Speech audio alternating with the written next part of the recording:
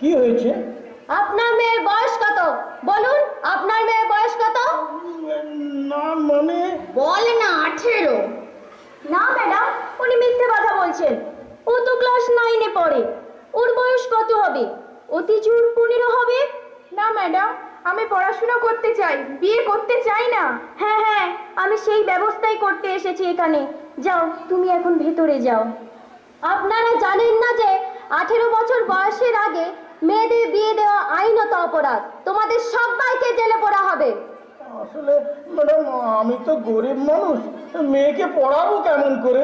তোমরা জানো না, পশ্চিমবঙ্গ সরকারের মাননীয় মুখ্যমন্ত্রী শ্রীমতী মমতা বন্দ্যোপাধ্যায় মেয়েদের পড়াশোনার জন্য কন্যাশ্রী প্রকল্প চালু করেছে, যার মাধ্যমে মেয়েরা নিজেদের পড়াশোনার খরচ নিজেরাই চালাতে পারবে। এছাড়াও সমস্ত ছেলে মেয়েদের জন্য সবুজ সাথী প্রকল্পের তরফ থেকে সাইকেল দেওয়া হচ্ছে। তাছাড়াও বই খাতা দেওয়া হচ্ছে, পোশাক দেওয়া হচ্ছে, মিড ডে মিল পর্যন্ত দেওয়া হচ্ছে। আর কি চাই?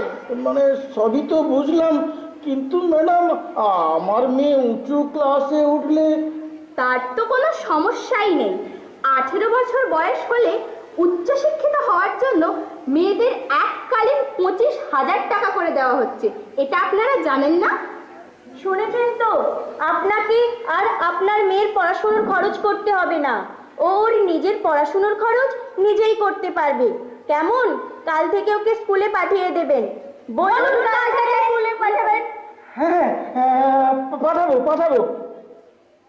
বাবা বাবা, আমার কি বিয়ে হবে না? চুপ! বিয়ে করবে? এই সব কটাকে ধরে নিয়ে চল, চল থানায় চল।